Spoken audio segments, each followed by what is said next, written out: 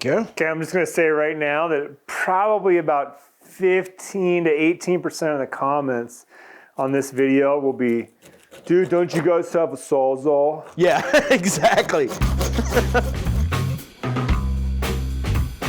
I'm happy that I packed both these shanks out because one of these shoulders that one of these was attached to got pretty blown up by the shot. Yeah. Like where I left, probably 75% of it in the field. Oh, really? Just all the bloodshot that moves through it, and it wasn't salvageable. But even then, the bottom part was, and I was looking at it like, I'm gonna take these shanks out. So here we are using them. So yeah, I'm glad you did. Happy I packed them out. I mean, how many years have you been trying to even draw this tag? I was like shocked that you even had a tag, to be honest with you. So I was too. Normally, if you draw an elk tag or whatever, you get an email. It's like, hey, you drew an elk tag on Nevada's late elk hunt. When you draw a sheep tag, I didn't know, you get a phone call. So I just happened to be in the airport with Seth and Callahan, Steve. I get a phone call, pick it up. I'm like, hey, what's up, Shandy? Why you call me? You don't call me ever. She's like, oh, you drew a sheep tag. And there happened to be 3 people on their end of the phone to be like, yay, woo! So like, they make a big deal out of it. And man, I can tell you from that moment, the pressure was like immediate. The weight on my shoulders just hit me like that. I was like, wow, that's great. I have a sheep tag. Oh boy, I got a sheep tag. Like, all right, you got to get real serious right now. For sure. Yeah, I've been applying off and on for 15 years. I had 10 points built up, and I drew with 10. So that's pretty good. I feel like I got pretty lucky. Now, I should make a confession here real quick. I've never cooked with a wild sheep. I've cooked a lot of lamb, and I've cooked a lot of mutton, which is what this would really be classified as if it was domesticated. This is mutton. And we're gonna make a mutton recipe today, so I feel like it's going to, it's gonna be a pretty easy transition, but just smelling it, I mean, you know what it smells like. You smelled it in the field. Do you get like a little sweetness almost? A little bit, but this definitely, like you smell it and I go, oh man, that's the smell of an old sheep. Like that's what they smell like. What I found that was really interesting is just when you butcher it and handle this meat a lot, there's a greasiness on your fingers that you don't get with venison. Yeah, like you could see it, like, the shiny hands right there. Like there is actual fat in this, which is everything about this is going to make for, I have this feeling this is gonna be like one of the better things I've made in a long time. The dish is called Rogan Josh. Rogan in Hindi means like clarified butter, fat, oil, something to that effect, and then Josh means spicy. And so this is a braise of, in this case, wild bighorn sheep that is cooked down in basically chili gravy. So it's gonna be really good. I'm excited about it.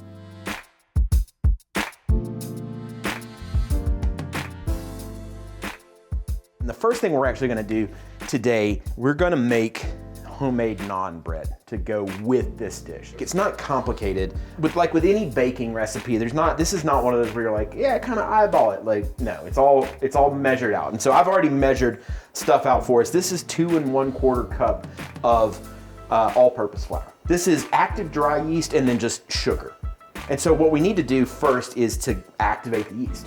I need you to get 1/2 cup of warm water. I think I can pull that off. Okay. It's a lot of pressure, man, when you got a pro chef in your own kitchen. I've only. You think the pressure's on you? The pressure's on me because if I botch this, I don't have any excuses. I can't right. be like these Johnny. How many bighorn sheep shanks do you think are in this county? Not that many. Not that. Yeah. So 1/2 cup of water, we're just gonna mix this sugar and yeast together and then just kind of let this sit and do its thing here for a sec. So this dough, naan dough, kind of always is flour, yeast, and then yogurt. Yogurt is like a tenderizer for the dough. A little bit of plain Jane oil. So this is safflower oil, so a neutral cooking oil, and then just some salt. I kind of just make a little well here in the middle just so we don't make a huge mess. My yogurt into the well.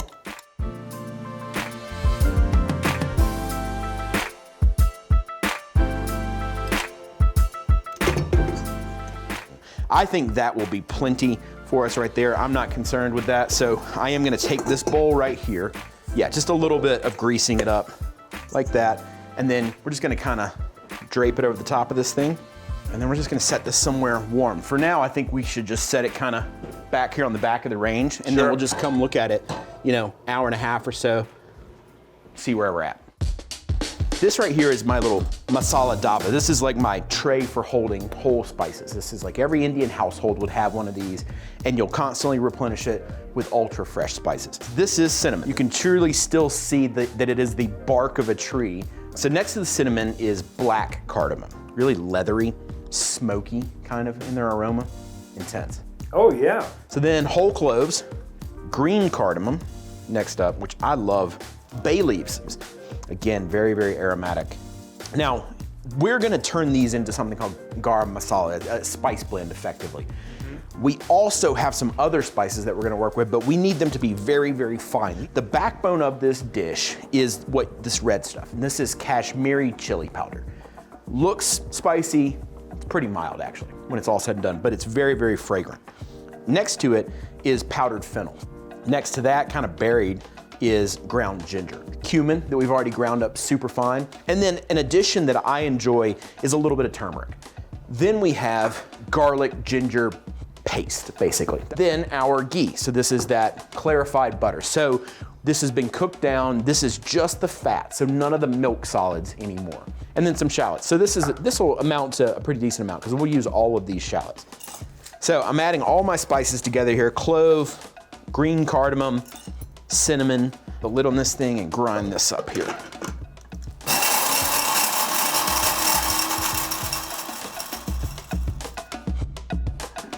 Now, if someone's gonna make this recipe at home, Yeah. would you be like, if you don't wanna go through all this hassle, it's okay, you can just buy the garam masala at the store? Or would you say, you know what? Don't even bother, because it's not gonna be the same thing.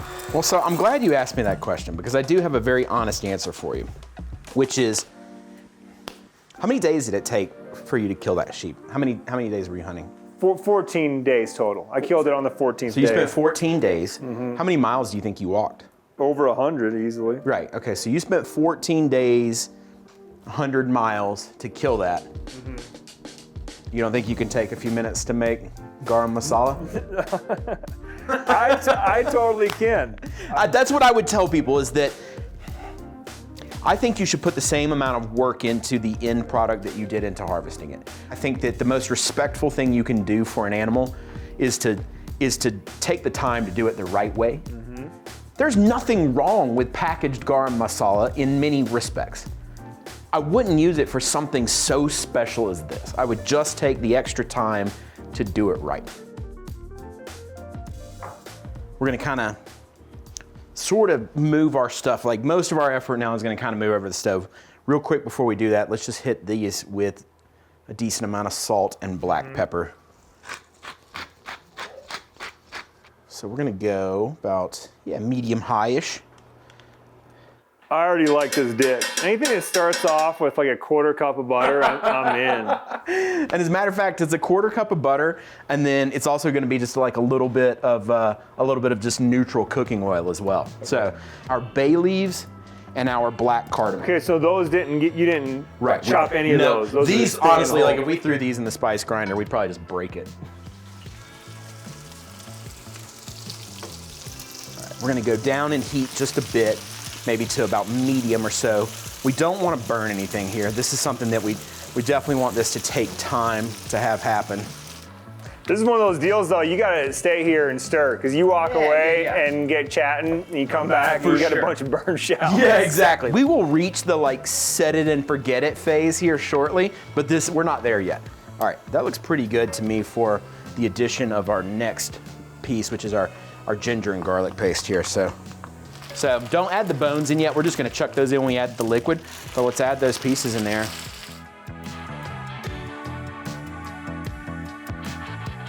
We're gonna get some browning achieved on them, but by that same token, not at the sake of burning our onions and garlic and ginger and all that kind of stuff in here, so. Yeah, it's not like we're searing this meat. No, not at all. All right, cool. We've got our meat browned off a little bit. We're gonna add about half of our garam masala here. Give that a stir, really get those aromas going here. Oh man, I'm excited. This is gonna be good. It's gonna be good. Now we add our paste of Kashmiri chili, turmeric, fennel, dried ginger, kind of all that stuff. To show you a bit of what I'm talking about with with the fat separating. So we're letting this fry, and you can see that over here it's already starting to break, like that fat's starting to break back off of it. Yep. That's what we're looking for. Your braising liquid in this is really just water. Like we've added so many different spices, we don't need to add a meat stock to this. Plus we have these bones in here. They're gonna provide tons of flavor anyhow. It's amazing what you've already done with just a couple of shin bones. Yeah. And what we're looking at here now. Yeah, exactly. All right, you ready for water? Yeah. Dump all that in. Big showering of salt here. Grab those other 2 shin bones if you don't mind. Let's just kind of wedge them in. Yeah, wherever you can get them in, you know? Honestly, like just kind of jam them in there. There's one, there's one.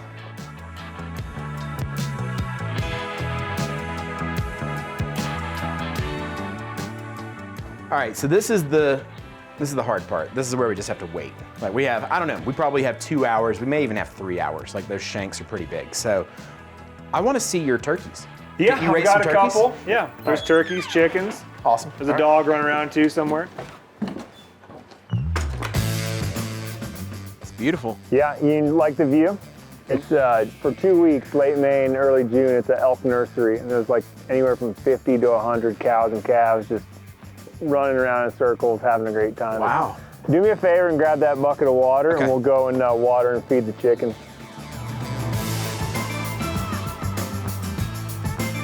Yeah, the chickens are for eggs. Okay. The turkeys are mostly for me to learn how to be a better turkey caller. Oh, that's a good idea. Yeah. Yeah, so you could just listen to them here. Yeah. Totally. And then That's a call great back to idea. him. Go get him. He's got the good stuff.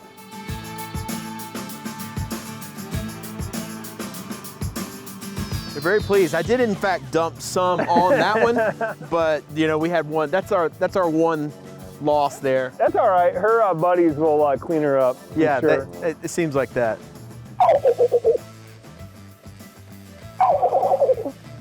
We're about halfway through the cooking process, I would say. So let's run inside and do that real quick. And I would guess the naan is probably ready for us to kind of roll that out and cook that Work as well. it. So, Okay. Cool. Awesome.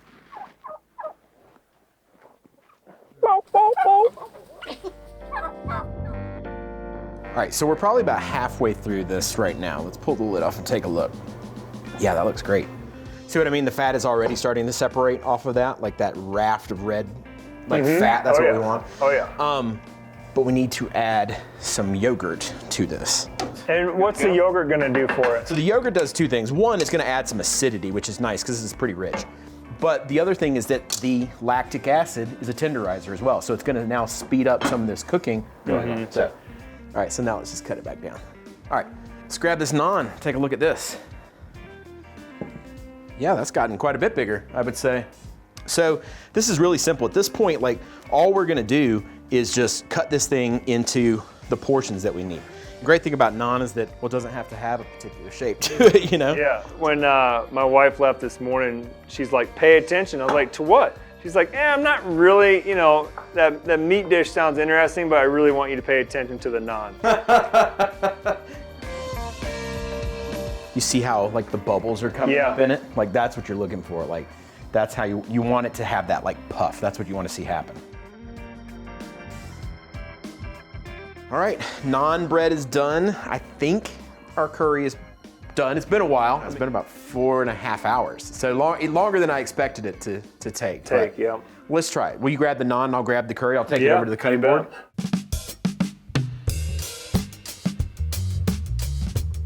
Let's see what we got here from a grand reveal standpoint. That looks pretty good, man. I gotta say, like I'm pretty pleased with the looks on that. That raft of oil on the top.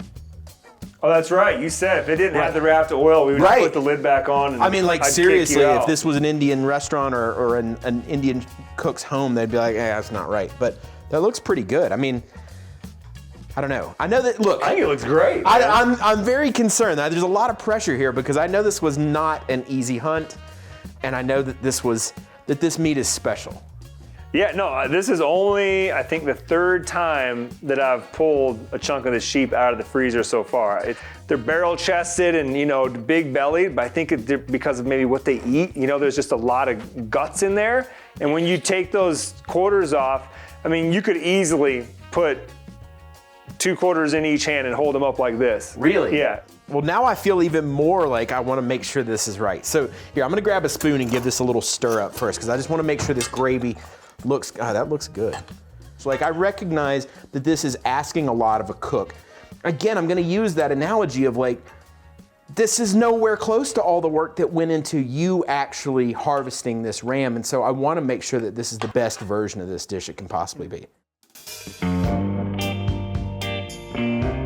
A nice little warm piece of freshly made naan.